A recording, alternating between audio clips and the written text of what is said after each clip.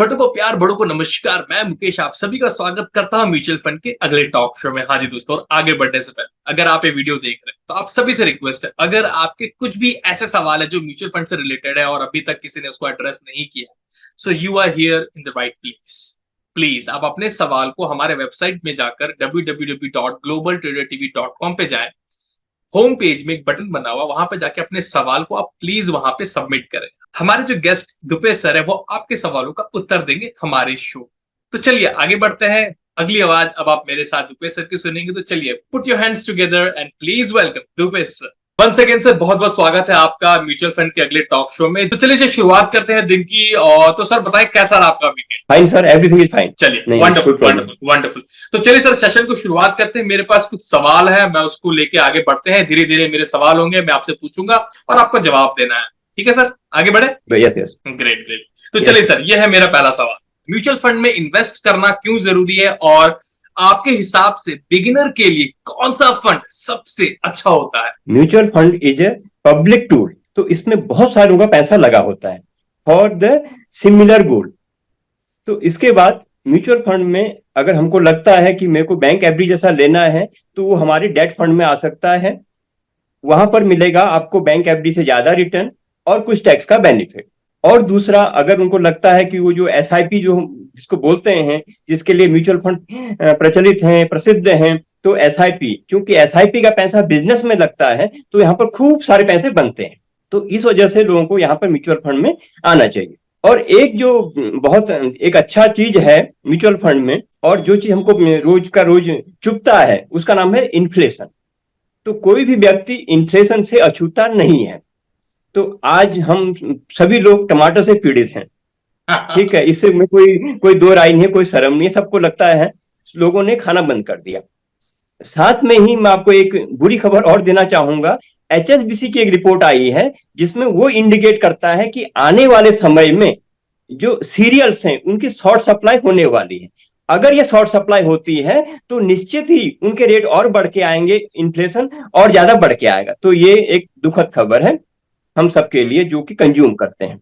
अभी अब इससे कैसे बचा जाए? भाई महंगाई तो मेरे हाथ में नहीं है ना, ये सप्लाई साइड की प्रॉब्लम है, ये गवर्नमेंट की प्रॉब्लम है। अब मैं कैसे करूं? तो ये जो एक इन्फ्लेशन एडजस्टेड रिटर्न आता है, एक कॉन्सेप्ट है, वो एक यहाँ पर प्रकाश में आता है। तो इसका मतलब ये हुआ कि एक एग्जाम्पल समझाना चाहूंगा। सपोज एक कंपनी है मारुति है, या एक उससे छोटा लेते हैं, हीरो का कोई गाड़ी लेते हैं। तो हीरो का गाड़ी 10 साल पहले आपको 40,000 50,000 में कोई बाइक मिल जाता था, लेकिन आज तो नहीं मिल रहा ना। आज वो एक स्कूटी भी लेना हो 80 या 90 1 लाख की है। अभी ऐसा क्या हो गया? ये जो बिजनेस घराने हैं, अगर इनका इनपुट कॉस्ट है अगर वो बढ़ के आता है या इनको वेजेस में पैसे देने पड़ते हैं, तो ये अपना जो फाइनल प्रोडक्ट है उसको महंगा कर देते हैं। तो इसी को हम बोलते हैं इन्फ्लेशन एडजस्टेड रिटर्न। अगर हम अपना पैसा म्यूचुअल फंड में लगाते हैं और म्यूचुअल फंड उस पैसे को बिजनेस में लगाता है तो आपको मिलता है इन्फ्लेशन एडजस्टेड रिटर्न। तो म्यूचुअल फंड में पैसा इसलिए भी लगाना चाहिए। एक तो सवाल ये। दूसरा सवाल आपने पूछा कि बिगनर को कहाँ पैसा लगाना चाहिए। तो अगर माइंड में रिस्क का बात है, तो जो सबसे लीस्ट रिस्क है या जो रिस्क फ्री है, उसका नाम बोलते हैं हम ओवरनाइट फंड, जहां की जो क्रेडिट रिस्क है केवल एक दिन का होता है। शाम को पैसा लगाए, सुबह आपको रिटर्न मिल जाता है। तो ओवरनाइट फंड से शुरू करें तो आपका एक्सपीरियंस बहुत अच्छा रहेगा। उसके बाद लिक्विड फंड आता है। अगर ये चीज समझ में आ गया तो उसके बाद हम ना इक्विटी जैसा कोई चीज लेना चाहिए, होना ऐसे ही चाहिए। लेकिन अभी होता क्या है ना, हम लोगों को आदत है कि सीधे ही ऑस्ट्रेलिया जाना है, वहां की फास्ट पिचों पे खेलना है, तो हम स्मॉल कैप में सीधे चले जाएंगे। अपने को पता नहीं कि अपना रिस्क एपिटाइट क्या है, आगे कैसे आने वाला है, बट हम वो रिस्क जो हमारा स्मॉल कैप वहां चले जाएंगे, थीमेटिक फंड है वहां चले जाएंगे। बट लेकिन जैसा आपने सवाल अच्छा पूछा, तो अगर हमारी बात माने तो उसको पहले अपना ओवरनाइट फंड है उसमें लगाना चाहिए, उसके बाद उसको लिक्विड फंड में लगाना चाहिए। तो ये एक अच्छी शुरुआत आपका होगा, जो आपका एक्सपीरियंस है वो अच्छा रहेगा। बेहतरीन सर, उम्दा, बहुत ही अच्छे से आपने समझा और आई होप मेरे साथ मेरे व्यूअर्स को भी बड़ा मजा आ रहा है सुनने में सर। तो चलिए सर अब अगले सवाल की ओर बढ़ते हैं कि सर अभी आपने मेंशन किया रिस्क रिवॉर्ड। तो सर मैं ये जानना चाहूंगा कि एक mutual fund expert risk reward को कैसे मेंटेन करता है? ऐसा कौन सा तरीका जो आप अपनाते हैं? नहीं, एक कहावत इस तरह की है कि जिन्होंने अपना जो इन्वेस्टमेंट रिस्क फ्री में लगाया, वहां कोई रिस्क नहीं है। बैंक एफडी में कोई ऐसा रिस्क नहीं है। उससे जो ज्यादा अच्छा होता है उसको हम तो गवर्नमेंट बॉन्ड बोलते हैं, वहां पर कोई रिस्क नहीं है। तो कई बार आपको लगा होगा कि बैंक एफडी 4% की हो रही है, कई बार आज की डेट में 7% की है, 2013 में वो 10-11% के आसपास थी। लेकिन उन्हीं दरमियान इन्फ्लेशन भी उतना ही था, तो मिला कुछ नहीं। अगर आपका 10% का इन्फ्लेशन है, बैंक एफडी 10%, आपका इन्फ्लेशन 7% है जैसे आज की डेट में है, तो आपका बैंक एफडी 7% का, कई बार वो 4% भी होता है। तो यहां पर आपने अगर कोई रिस्क नहीं लिया तो रिटर्न भी कुछ नहीं मिला। लेकिन जो इक्विटी का है वहां पर आप रिस्क लेते हैं, वो 100% रिस्क है, तो वही आपका रिवार्ड भी मिलता है। तो इसको हम खुद ही अपने पोर्टफोलियो में वो कर सकते हैं, और यहीं पर हमको समझ में आ जाता है कि कितना रिस्क लिया और उस हिसाब से कितना रिटर्न आपको मिलेगा। Okay okay great. तो अभी तक आपने बता दिया कि म्यूचुअल फंड के बारे में आपने बता दिया, रिस्क रिवॉर्ड के बारे में बता दिया सर। अब आते हैं सेक्टर के बाद। सेक्टर सेक्टर भी बहुत मेजर सर, एक बहुत इंपॉर्टेंट रोल प्ले करता है। तो सर मैं ये जानना चाहूंगा कि राइट नाउ करंट सिचुएशन में आप ऐसे कौन से सेक्टर में हेविली वेटेड है और क्यों? इस सेक्टर थोड़ा सा और भी मुश्किल का हमारे लिए और हो गया कॉम्प्लेक्स। तो जैसे अगर आप वो ब्रॉडर इंडेक्स देखेंगे ना, निफ्टी 500 और बीएससी 500, तो ये हमारे इंडेक्सेज हैं। तो इसमें देखेंगे जो जो हैवी जो वेटेड सेक्टर जिसको बोलते हैं, ये टेक्निकल टर्म में है, ये 35% बैंकिंग एंड फाइनेंशियल है, क्योंकि ये पिछले कई समय से यही सब ज्यादा पैसा बना के देता है। और यही एक सेक्टर है, अगर आपका इकोनॉमी ग्रो कर रहा है तो सबसे पहले बैंक को पता लगता है कि पैसे आ रहे हैं। आपकी जो सैलरी सबसे पहले बैंक में आती है ना, नौकरी लगती है, सैलरी बैंक में आती है, तो सबसे पहले बैंक बढ़ता है। और अगर इकोनॉमी में कोई एक्टिविटी हो रही है तो मैं लोन लूंगा, मुझे अपनी दुकान खोलनी है, फैक्ट्री डालनी है, तो तब भी बैंक को फायदा हो जाता है, मुनाफा होता है। तो 35% आज की डेट में बैंकिंग एंड फाइनेंशियल है इंडाइसेज में।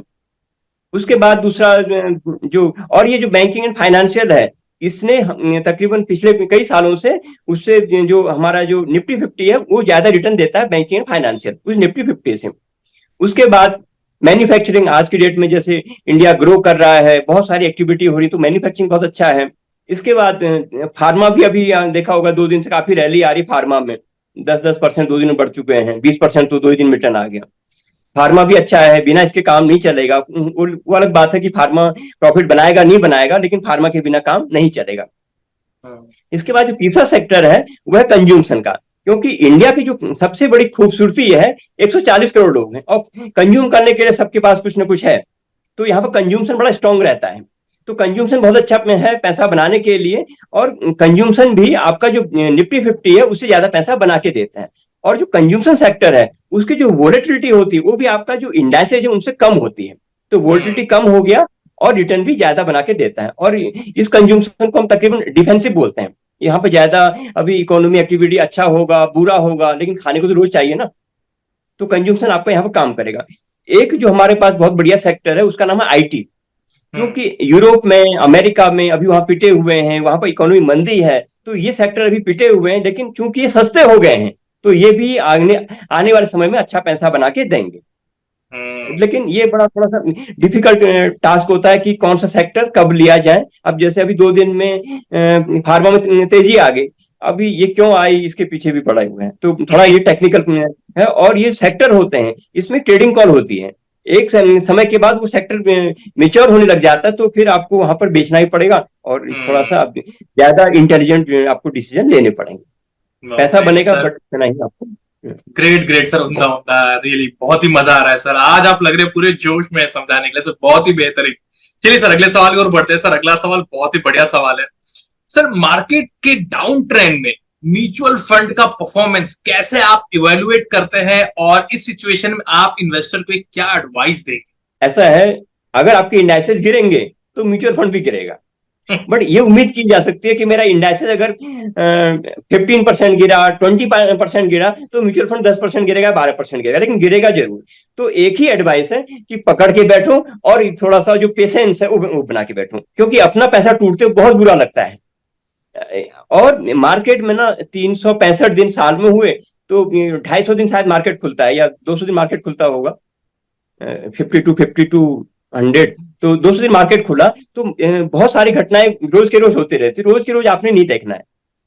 एज ए म्यूचुअल फंड हमको, या बहुत सारी चीजें आपको रोज का रोज यानी भी दिखाना है, लेकिन अगर आप इन्वेस्टर हैं तो रोज मत देखिए, कोई फायदा नहीं है।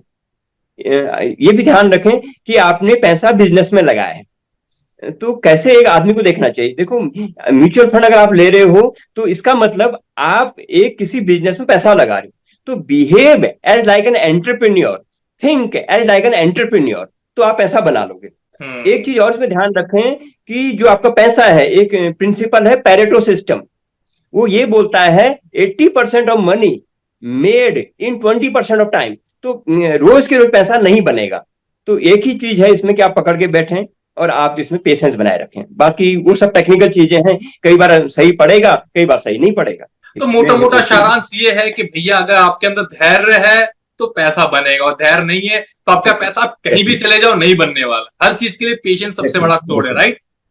बिल्कुल बिल्कुल। और ये ना बिजनेस है भाई, जैसे और चीजें हैं तो आपको पता, जैसे बैंक एफडी किया ना, वहां पर आपको एक जो उसका कूपन रेट, बॉन्ड लिया तो कूपन रेट, और बैंक एफडी किया तो इंटरेस्ट रेट, आपको पता है वो 7% मिलना है, 8%। लेकिन यहाँ पर क्या होगा कि अगले बार वो हो सकता है 20% नीचे भी मिल रहा होगा।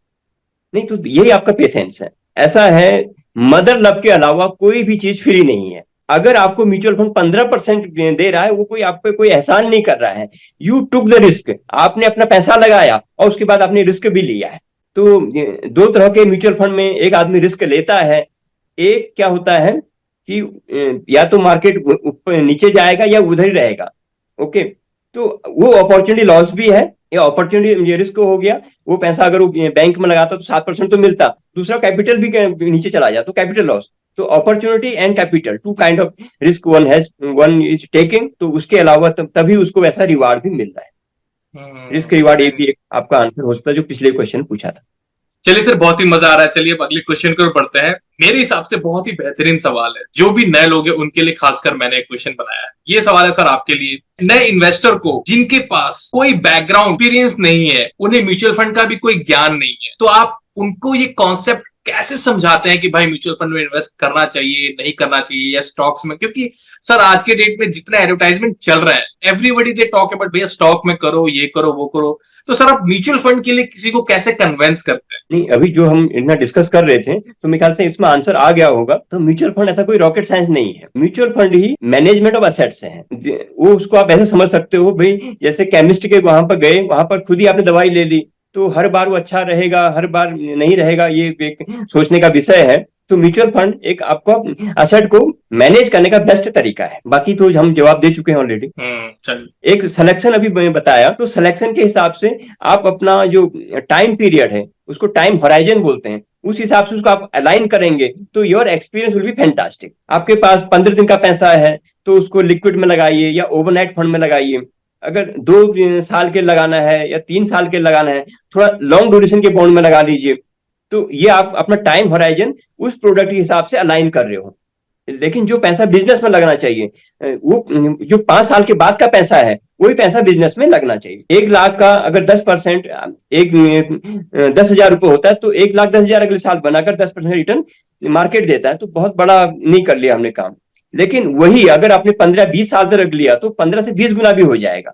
तो वहां पर आपको कुछ मजा आएगा कि 1 लाख रुपए लगाया, 1 करोड़ रुपए लगाया, और वो 15-20 साल में 15 से 20 करोड़ हो गया। तो वो आपका एक फैंटास्टिक एक्सपीरियंस होगा। और ऐसा होता है, पूरी कहानियां हमारे पास है, डाटा हमारे पास है। तो ऐसे आप समझ सकते हैं, it is not a rocket science. और जैसे जैसे आप करेंगे you will also learn. Great great, wonderful. नहीं सर, बहुत बहुत ही बढ़िया आपने समझाया। अब सर ये यानी मालूम है सर, आज के डेट में एआई, आर्टिफिशियल इंटेलिजेंस का बहुत बड़ा रोल है। एवरी सेकंड पर्सन जो भी है दे टॉक अबाउट एआई। तो एआई का क्या रोल है आज के डेट में म्यूचुअल फंड में, क्या आप ये समझा सकते हैं? एआई का रोल ऐसा होता है, फ्रॉड को रोकने में हो सकता है। म्यूचुअल फंड में अलग फ्रॉड होते हैं, जो कंपनी में हम इन्वेस्टमेंट करते हैं वहां पर अलग फ्रॉड होते हैं। वो जो बैलेंस शीट होती है वो समझ में नहीं आती है, तो एआई के जरिए हम उसकी बैलेंस शीट को जांचने की कोशिश कर सकते हैं कि जो बैलेंस शीट हमको आई है। जो म्यूचुअल फंड होता है ना, वहां पर जाते हैं कंपनी के पास, तो वो भी शायद एक बैलेंस शीट ही पकड़ा देता होगा या सब बढ़िया बढ़िया कर देता होगा। लेकिन अगर एआई के थ्रू हम बात करें तो ये सब चीजें हम डिटेक्ट कर सकते हैं। और आर्टिफिशियल इंटेलिजेंस में कुछ टेक्निकल की बात कर सकते हैं कि अभी लग रहा है कोई पैरामीटर चेंज हो रहा है। सपोज अभी जब पिछली बार यूक्रेन का हुआ था तो क्रूड 135 तक पहुंच गया था, तो वहां पर एआई ये ऐसा बता सकता है कि नहीं नहीं अभी हाई लेवल है। क्योंकि जब 135 क्रूड होता है ना, तो सारी स्टोरी आती है कि वो 150 हो जाएगा, फिर वो 200 हो जाएगा, फिर खत्म हो जाएगा। ऐसी स्टोरी आती है। वो नीचे कोई नहीं बोलेगा कि 80 भी आ जाएगा जब 135 होता है। जब 80 होता है तो सारे बोलते 60 हो जाएगा। तो इस तरह के मोमेंटम पे हम भी काम, ह्यूमन का माइंड है वैसे काम करता है। यहाँ पर एआई ऐसा अच्छा काम करता है, बट अभी इंडिया में उतना अच्छा तो लॉन्च नहीं हुआ है, कुछ हद तक लॉन्च हुआ है। और दूसरा दूसरा टेक्नोलॉजी का एक यूज कर सकते हैं जो डिजिटल है। तो म्यूचुअल फंड में एक ऐसा हुआ है कि इससे पहले हम जो केवाईसी है वो हम एक फॉर्म साइन करते थे तो तब बनाते थे। अभी क्या हो गया, आधार से आपका एक केवाईसी बहुत ही आराम से बन। डिजिटल में एक चीज और अच्छा कर सकते हैं, एक यूपीआई कुछ सालों से आया। इससे पहले अगर हमको कोई एसआईपी शुरू करना हो तो हमें इतने बड़े चेक उठाने पड़ते थे, तो बड़ा मुश्किल होता था। लेकिन जब से यूपीआई आया है, बस एक यूपीआई पिन डालना होता है, बस पेमेंट हो जाती है। तो एक बहुत अच्छा हमको मिला, that is the blessing technology और डिजिटल। तो ऐसा हम इसको कर सकते हैं। बाकी और जो ये चीजें हो रही हैं ये बड़े लेवल पर हो रही होंगी जिसमें कि फ्रॉड को रोका जा सकता है। अभी आपने सुना होगा ना, ये जो सेबी हमारे रेगुलेटर वो काम कर रहा है, बहुत सारे लोग ना टेलीग्राम पर काम कर रहे हैं, बहुत सारे उनके 50-60 हजार ऐसे व्यूअर होते हैं, बोलते हैं इसको ले लो उसको ले लो, एक जगह बोलते हैं ले लो, एक जगह बोलते हैं बेच दो, और वो अपना पैसा कमा जाते हैं। तो कई सारे ऐसे जो फ्रॉड है वो सेबी ने पकड़े हैं। तो एआई के थ्रू ही ये काम हो रहा है। मतलब सर कहीं ना कहीं एआई का भी जबरदस्त टूल यूज केस लाया जा रहा है कि भैया फ्रॉड से बचाया जाए रिटेलर लोग को, राइट? नहीं नहीं, बहुत बढ़िया बहुत बढ़िया। चलिए सर अगले सवाल की ओर बढ़ते हैं। अगला सवाल है आपके लिए, कस्टमर सेंट्रिक अप्रोच में म्यूचुअल फंड की भूमिका क्या है और आप कैसे इंश्योर करते हैं कि क्लाइंट के इंडिविजुअल नीड्स को कैसे मीट किया जाए? म्यूचुअल फंड में जो कस्टमर सेंट्रिक है, एक तो हमारे वहां ना जो ये कंप्लेंट है वो बहुत कम है, क्योंकि डिजिटल हो गया है। कोई आदमी तो वहां पे ज्यादा आता नहीं है, उसका हम वो अकाउंट बनाया, पेमेंट के लिए वहां पर लिंक भेजा, पेमेंट हो गया। I think it is the good experience. लेकिन जो दूसरा सवाल है कि उसका जो इंडिविजुअल नीड्स हैं वो खुद ही डिफाइन करने पड़ेंगे, एक डिस्ट्रीब्यूटर या जो उनका एडवाइजर के साथ बैठना पड़ेगा, तो वहां पर प्रॉब्लम आ सकती है। कई बार ना समझ में नहीं आता है, अभी हमें लगता है उसका रिस्क एपिटाइट है, और ये जो रिस्क एपिटाइट है ये बैक एंड नहीं होता है। ये जब जैसे मार्केट जब अभी नीचे जाएगा ना तो वहां पर पता लगता है कि इसका रिस्क कैपिटल था ही नहीं। जब मार्केट ऊपर होता है तो हमको ऐसा लगता है मेरा जो रिस्क कैपिटल 500 गुना बढ़ गया है, लेकिन जब बाजार नीचे जाता है तो वहां पर बड़ा दिक्कत हो जाता है संभालना। ये बिल्कुल दैट इज तो साइकोलॉजी, तो प्रॉब्लम यहाँ पर आ सकती है। तो ये थोड़ा सा एक बार उनके साथ बैठ के बातें करके उनको अच्छी तरह का ज्ञान दे के ऐसा जो एक्सपीरियंस है वो अच्छा हो सकता है। बट ये बैक एंड में कभी टेस्टेड नहीं हो सकता है। दीज आर द इमोशंस, ये तो बस फ्यूचर बताएगा कि उस आदमी का उस समय कैसा बिहेव रहता है। ये खाली मार्केट का प्रॉब्लम नहीं है, ये लाइफ का प्रॉब्लम है। अभी आप लोगों को भी देखोगे ना, actually I am very rational, अभी मैं रेशनल दिख रहा हूँ, लेकिन जब वो घटनाक्रम आएगा तो उस समय मैं हो सकता है इरेशनल हो जाऊं। सपोज मेरी गाड़ी में किसी ने हिट कर दिया, तो तब देखो मेरा गुस्सा कैसा रहता है। That is are the emotional, ये बैक एंड में कभी भी नहीं हो सकते चेक, ये उसी समय होता है। तो यहाँ पर थोड़ा दिक्कत हो सकती है, बट अगर जैसे जैसे यूज टू हो जाएंगे, समझ आ जाएगा, तो ये चीजें भी ओवरकम हो जाएंगी। Great great. बट सर मैं तो ये चाहूंगा भैया कि जब एआई का इजाद हो ही चुका तो एआई ऐसा एक थर्मामीटर ले आए जहाँ पे इंसान लगाए, पता चल जाए भैया इमोशन का लेवल क्या चल रहा है, हाई या लो है या मॉडरेट है, समझ में आ जाएगा। I hope so. चलिए ग्रेट। चलिए सर अब एक आखिरी सवाल है, वहां चलिए पहुंचते हैं। अब सर आखिरी जो सवाल है आपके लिए बहुत ही इंपॉर्टेंट है, मेरे लिए और हमारे व्यूअर्स के लिए। म्यूचुअल फंड में ट्रांसपेरेंसी और एथिक्स का क्या महत्व है? आप अपने फंड में ये प्रिंसिपल कैसे अपलोड करते हैं? म्यूचुअल फंड का मतलब ही ट्रांसपेरेंट होता है। जो हमारा रेगुलेटर है वो पहले से बोला, बहुत सारी चीजें उसमें अच्छा नहीं भी हो सकता, ऐसा भी होगा, बट लेकिन ट्रांसपेरेंट है। हमने कोई स्टॉक लिया तो हम उसको अपना फैक्ट शीट में बताते हैं। जो हमारा एक एक्सपेंस होता है, टीईआर बोलते हैं उसको, तो अगर वो घट रहा है, डाउनफॉल हो रहा है, तो भी हम इन्वेस्टर को बताते हैं। और किन्हीं कारणों से अगर हमको वो टीईआर बढ़ाना पड़ रहा है तो भी हम इन्वेस्टर को बताते हैं। तो हमारी रिटर्न्स होती हैं वो भी हम इन्वेस्टर को बताते हैं। तो एवरीथिंग इज ट्रांसपेरेंट। मैं तो ये बोलूंगा कि mutual fund is the most transparent. जितना सारा हमारा इंग्रेडिएंट है हम आपको वो भी बता रहे हैं, जो हमारा प्रॉफिट है, जो हमने अच्छा काम किया वो भी बता रहे हैं। कई बार अच्छा नहीं हो रहा होगा, कोई फंड अंडर परफॉर्म कर रहा होगा, तो वो भी बता रहे हैं किन कारणों से हमारा फंड अंडर परफॉर्म कर रहा है। तो ये तो हमारा ट्रांसपेरेंट का हो गया। दूसरा इथिक्स की बात है।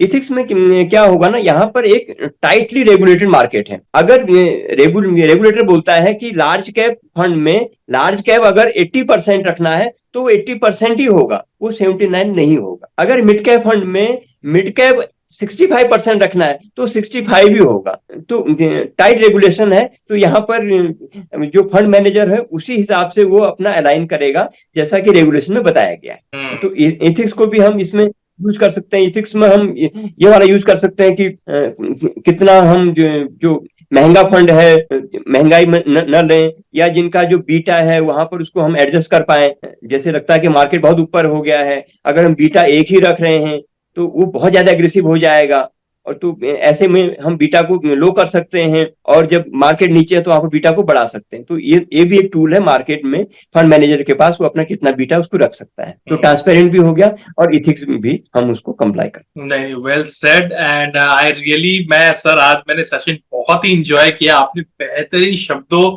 और एग्जाम्पल और फुल एनर्जी के साथ सर आज का सेशन बहुत ही मजा आया, मुझे तो बहुत समझ में आया। आई होप हमारे व्यूअर्स को भी समझ में आया, और जो भी अगर इस वीडियो को कंप्लीटली देख रहे हैं, रिक्वेस्ट है आप सभी से कि www.globaldatatv.com पे जाएं, वहां पे फॉर्म अवेलेबल है, होम पेज में जाएं। अगर आपके कोई भी सवाल है जो अभी तक किसी ने एड्रेस नहीं किया है, दुबे सर बैठे हुए हैं मेरे साथ, वो लाइव आते हैं संडे को जहां पे हम डिस्कशन करते हैं। तो अगर आपके कोई सवाल होंगे आप हमें बताएं, मैं सर से पूछूंगा। और जब ये वीडियो लाइव होगा, मंगलवार को डेली शाम को 6 बजे लाइव होता है, तो डेफिनेटली आपके सवाल जरूर एड्रेस होंगे और वहां पे आपको उसका जवाब भी मिलेगा, या फिर सर का नंबर है, आप डायरेक्ट मुझसे कॉन्टेक्ट भी कर सकते हो। Sir, it's been really lovely one to talking to you sir, thank you very much, please enjoy your remaining day, bye bye, take care. Okay, thank you.